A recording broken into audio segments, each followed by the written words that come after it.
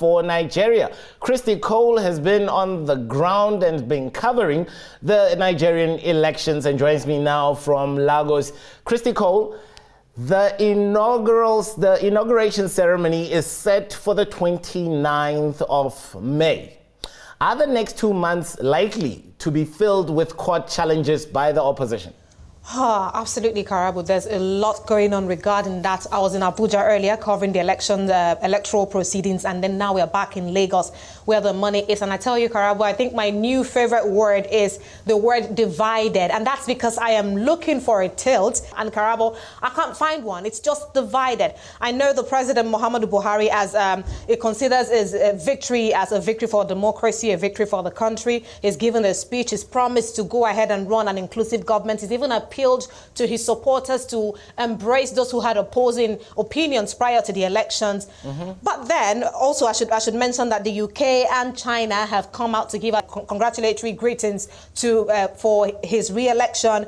Local observers, about 20 of them, have gone ahead to give their backing to the elections result. But there is also the Situation Room, which is a coalition of local observers who were inside the coalition center with us inside the ICC. You recall that we spoke to a couple of their members during the coalition exercise. Now they've gone out to say that to call on INEC, the elections umpire in Nigeria, to go ahead and probe the shortcomings that did take place during the election procedure and the collation up until the announcement of the results that we saw just less than 24 hours ago. Now, Atiku Abubakar, the flag bearer for the opposition party, has said that he will be going to court, which is where conversations are at the moment, Karabo. Now, there's also some dividing opinions there. People who say go to court. The Situation Room says go to court. Atiku says court is the best place to go. But some members within Nigeria's judiciary, now these are top respected members, are advising that Atiku should not go to court. And I'll read you a statement by one of them, senior advocate of Nigeria, Agbakoba, who was also the former president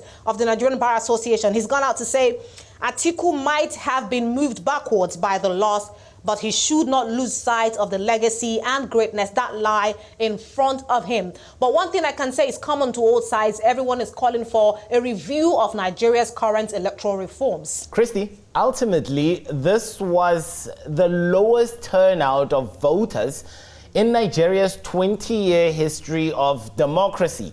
What does that say about faith that people used to have in the political establishment, as it were, vis-a-vis what we have now?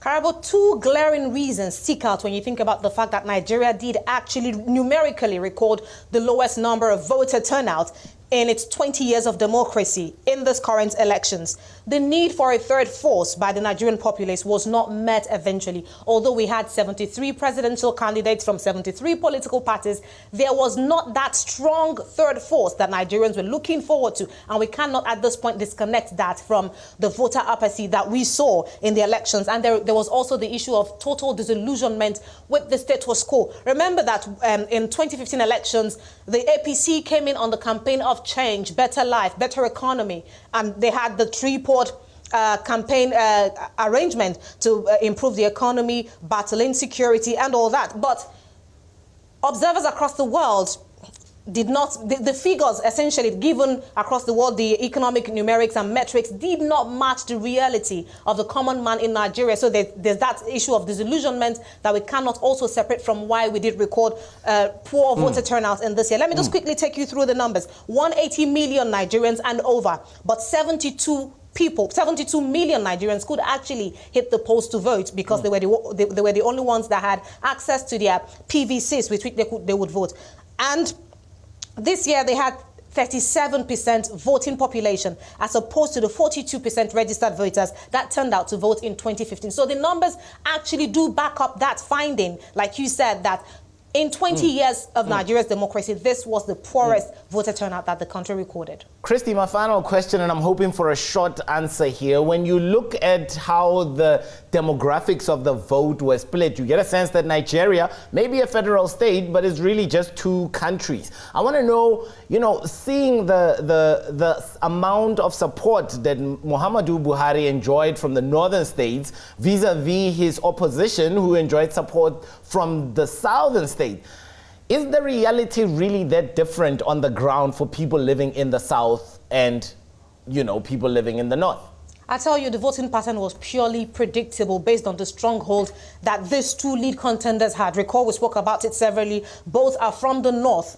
Both are over 70. So they did have alliances and strongholds already preempted and predetermined. Nigeria has six geopolitical zones: the northeast, the north central, the southeast, the south, and the southwest. So these votes were evenly divided across.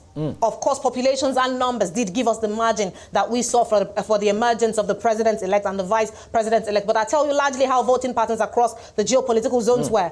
Buhari had the northeast and the north-south locked down. Atiku always had the southeast and the south-south locked down. And then between the two of them, they had the north central and the southwest, based on the alliances that they had formed with members from other tribes in Nigeria. Both northerners, one had the support of the westerners, that's the incumbent, and the other had the support of the easterners and the southerners. That's the leading opposition candidate. So votes were divided largely across geopolitical divides and sentiments, and that's what we saw. The only disparity that we had was due to the population and the ability of each of the contenders to penetrate geopolitical zones that they now had to scramble for. That's where we got the differential in volumes and figures that eventually saw the emergence of the president-elect, Karabo. All right, that's my colleague there, Christy Cole, joining us from Lagos with the wrap of the Nigerian election. Thank you very much.